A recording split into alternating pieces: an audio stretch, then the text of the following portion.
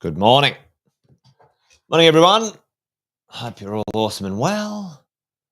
Looking a bit blurry there, aren't I? Let me see if I can sharpen that up. Anyway, good to see you. Welcome to another Wealth Coffee Chat, folks, on a fabulous Friday, whatever it is. Hey, big shout out and good morning to Aaron. Good to see you, mate. Jeff, all the way from the Smillian Island today. Where is that, Jeff? All right, there's a pop quiz. There's a pop geography quiz, folks. Where is Smillian Island? Where is Smillian Island? That's what I'd like to know.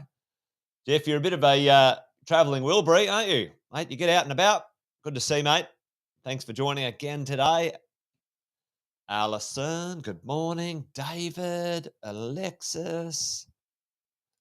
Few of the regular crew. Great to have you here. Andrew, David. Thanks for joining this morning, folks.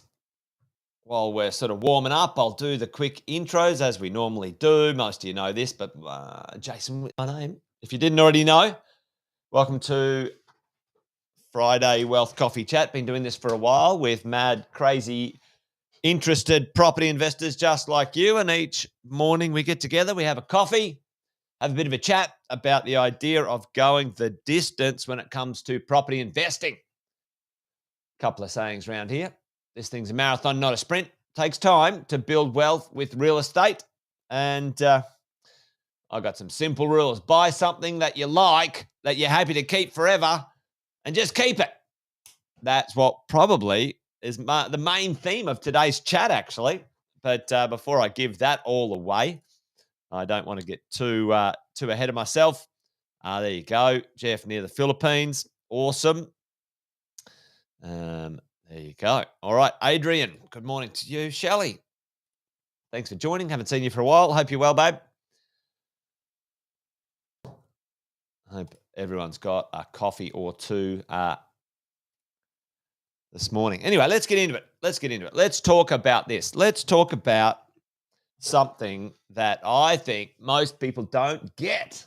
And to be honest, I didn't get it for a long time either. Let's be frank. Many of us don't understand really what it takes to become wealthy, truly wealthy, for the average person.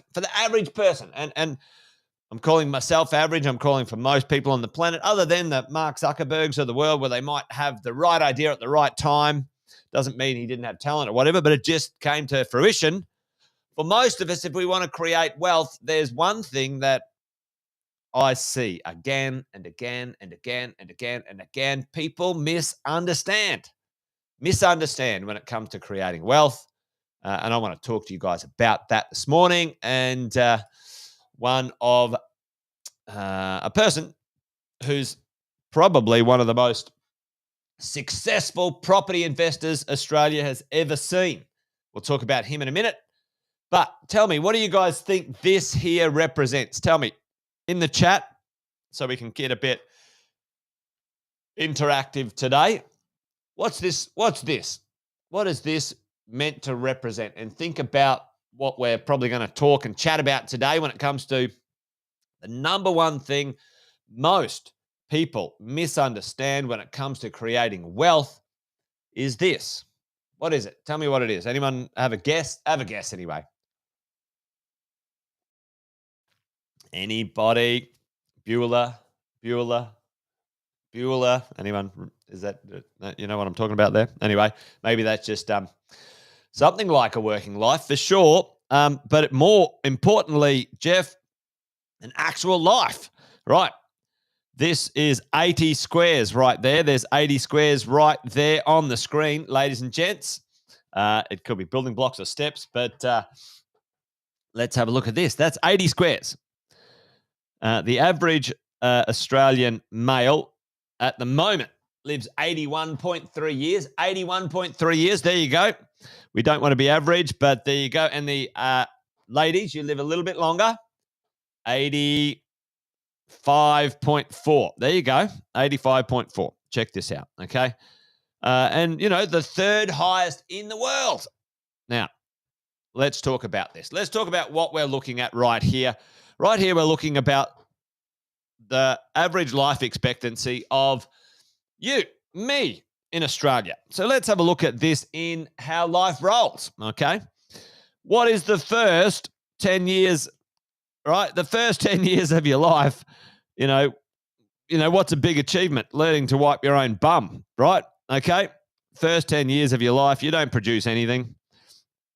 Matter of fact, you're a bit of a leech when it comes to the economic resources of your parents as a child, and probably easily up until you're 20, right? You're really not giving anything to the world of income or wealth to yourself, folks, are you? So you're putting nothing in. That's a negative when it comes to being able to do anything from an investing point of view or wealth creation point of view, right? Let's have a look at what might happen. So this is kind of 0 to 10. This is 10 to 20. And then for some of us, we might be producing some income. We might. But tell me in the chat, who here saved money? And maybe it's probably the wrong audience to ask, because some of you and some of us were absolute prolific at this, but the average Aussie between the ages of 20 and 30, what do they do with their money, folks? What do they do with their money? I remember the first paycheck I got. I didn't save it. What did you do with your first paycheck? Anybody? Now, a lot of people actually in Australia drink it away. Yeah, hey, I'm independent now. I can buy my own drinks.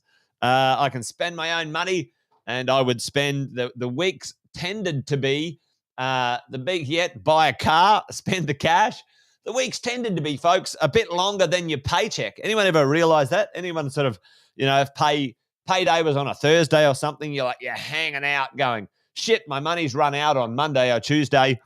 One of my plans used to be to go around to my friend's house and have dinner at theirs, but I ran out of money. Yeah, they were a lot better at money than me. So, let's say for the first at least 5 years, most of us spend it away, or some of us are still studying at uni.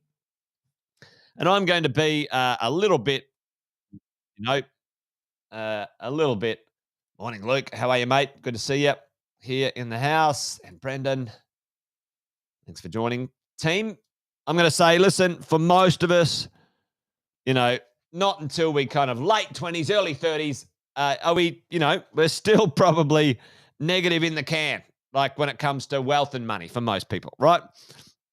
So let's have a look at mostly, all right, when it comes to this is 30 to 40, and that's 40 to 50. These 2 decades here, those 2 decades there are the prime time. So that's a 20-year window, all right? The prime time for us as investors to create wealth. Now, this kind of 50 to 60, still can work. But tell me, when you're 50 to 60, now, this might not be you, but tell me, what do most 50 to 60-year-olds talk about? What do they talk about happening sometime soon at 60 or 65? What do they talk about, team? What do they talk about? Tell me right now, this conversation, it's a word, which I don't think is a great word, and most wealthy people never use this word ever. They think it's hideous, but tell me, what word do they use?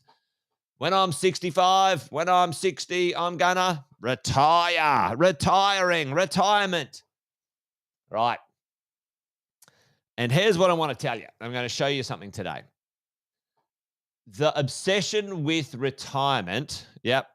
Back pain, right? So the obsession with retirement for whatever reason, freedom, no more kids. Yes, freedom. Oh, Brendan, it's so true, isn't it? My eldest two have both got jobs now and are fairly independent. One of them's just bought a house and, you know, we've just got one more to go. Amazing how much more money you've got when your kids aren't at home. So now, if retirement means to you doing what you want to do, right? Doing more of what you want to do and less of what you don't, that's cool. That's fine. But what happens, tell me, what happens to, and so this is kind of, okay, here's the drill. I'm going to put it here and we'll talk about this, right? So this kind of here, retire. And for most people, and for you sitting on the call today, I'm sure, well, you wouldn't be here if this was going to be different for you. But what happens for most people when they retire? What do they do with their wealth, team? When this last 20, even to 30 years, because many of us are going to live till we're 90 or 100, what do they do with their wealth in this section, in this last section here? Tell me right now, does their wealth go up, the average Aussie?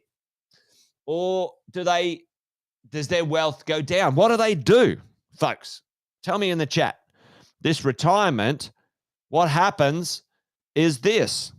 Let's say that this is the acquisition consolidation lifestyle, and these are these sections, right? This is 20 to 30.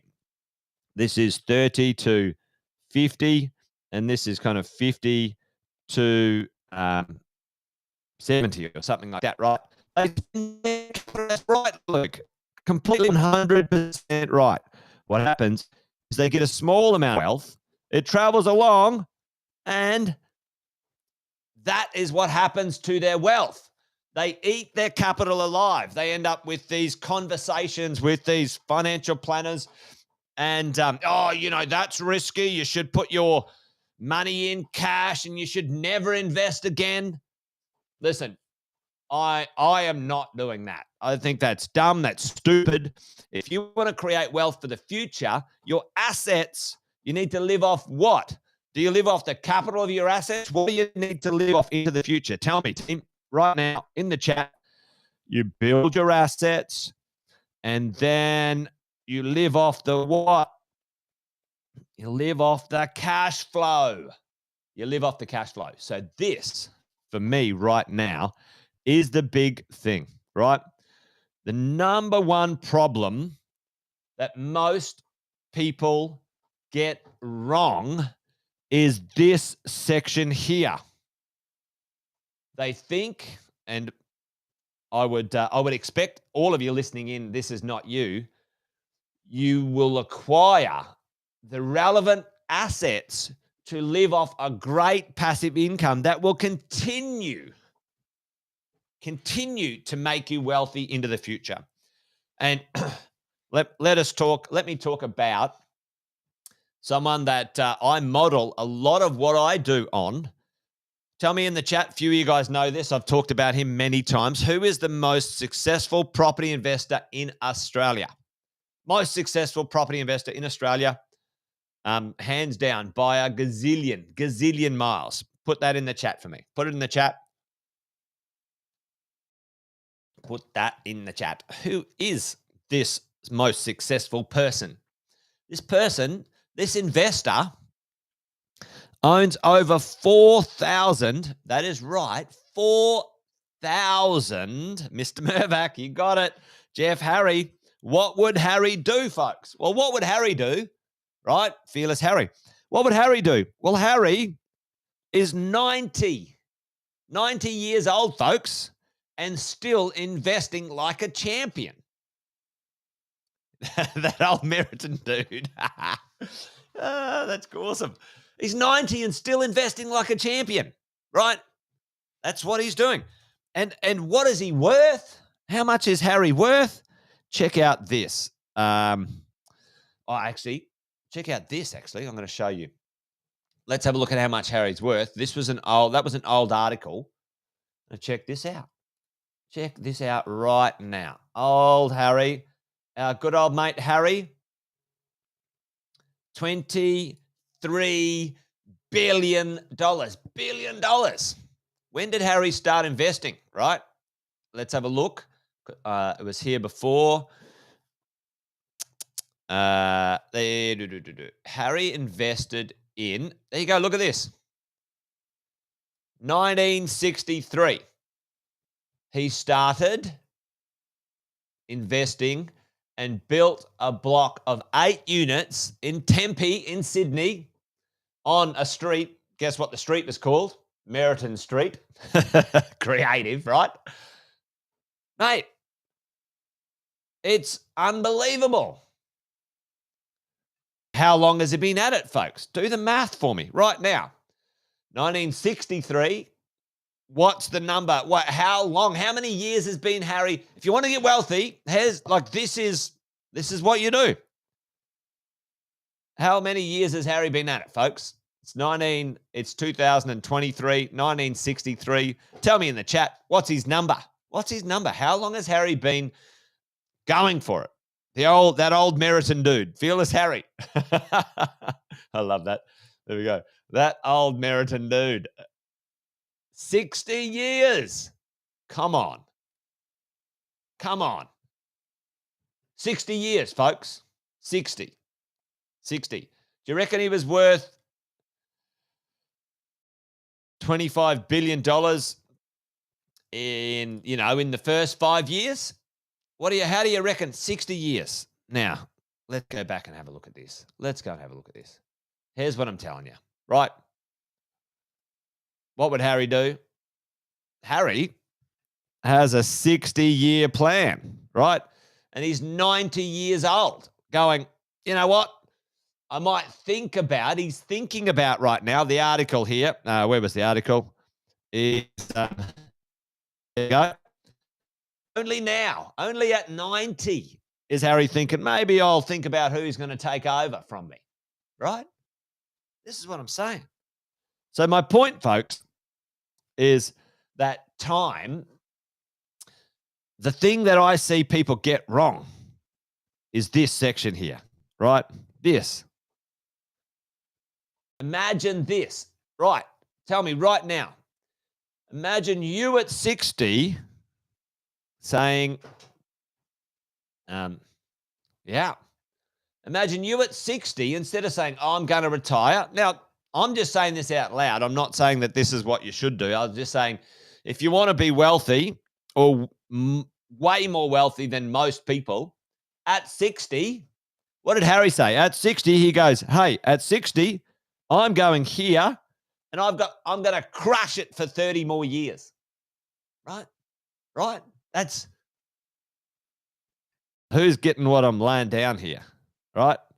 Who's getting the idea that this conversation is pretty important to understand? Because I can tell you right now, when we do things like this, and I'll finish on this because you guys have seen this before, right? You guys have seen, this wealth calculator. All right, I've chucked a few numbers in here.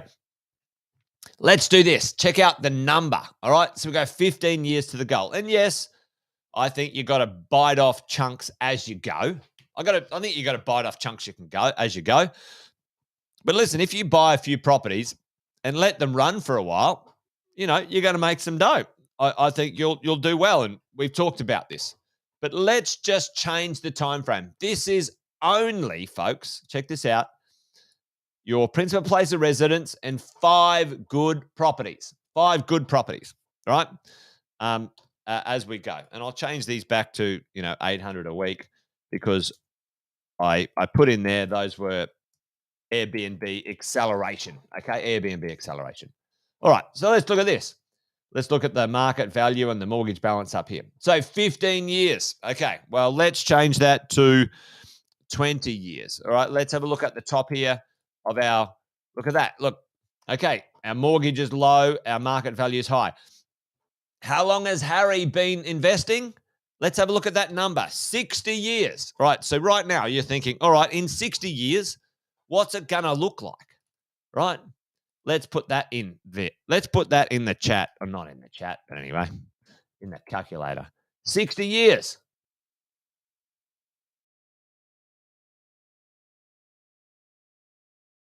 Put that number in the chat for me. I want someone to put that in the chat and type it out and have a look at what that is. Right, put it there. You can't even see the passive income because it's not big enough. Look at that. Look at that. All right, I'm going to unlock that because I want to see what that passive income looks like. All right. All right. What is it? Tell me that in the chat. Tell me the number, team, up the top there while I'm doing this, just for shits and giggles. There we go. Look at that. Can you see it? $79 million and a passive income of $2 million. The difference between, now that's the difference. Is everyone, can you put a yes in the chat? Just put a Y there if you see what I just showed you, right? What's the difference between being wealthy and being okay? 15 years, okay, 8 million, still pretty good. A net equity of 6, can't complain about that at all, can you? Or 60, 78. Right. Man, I'm telling you. There's the drill. What's the secret? What's the idea? The difference is between a 20 and a 60-year plan. That's the difference. That's the difference. Now, I hear you saying, I'm not going to bloody wait 60 years, Jason. God, this is not meant to be like that. I get you. I hear you. If you get to 20 and if you buy the right properties and you have the right attitude that it is buy well, do not sell, never sell, unless you're developing like Harry or whatever and you're adding more, that stuff becomes pretty well a fait accompli. I don't know about you, but successful people leave clues. And if you have a look at what they do and what their time frames are and the commitments, then if you want that type of wealth, it's a 60-year plan, folks, not a 15-year plan. Anyway, there you go. Now, hopefully that makes sense. It makes sense to me. It lands like it fits, you know. I'm 2 times 25 now. Just a good way of saying 50. And I'm like, yeah, I can see that. I can see easily 30 years of hustle and focus and fun for me. I can. Why not? What else am I going to do? I don't really like golf that much. So anyway, there you go. All right, folks, that's it. I'm done. Wealth Coffee Chat over and out. But listen, this afternoon, Andy Fenton and I are going to hang out. The number one menace is out of control at the moment. The government are in all sorts of overdrive when it comes to their grotty cash grabs, folks. So we're going to dine out on that one tonight. Don't miss it. Wealth, Wine and Wisdom tonight at the regular time. We did it a bit later the other week, so that the regular time. And thankfully, daylight savings is changing back. Yes. Woo. Anyway, there you go. All right, folks. Join me tonight for Wealth, Wine and Wisdom. But other than that, next week you can come along and we'll do another Wealth Coffee Chat. You guys be awesome. Be well. See you tonight if you're going to be there. We'll see you next week. That's it from me, folks. Be awesome. Be well. Bye for now.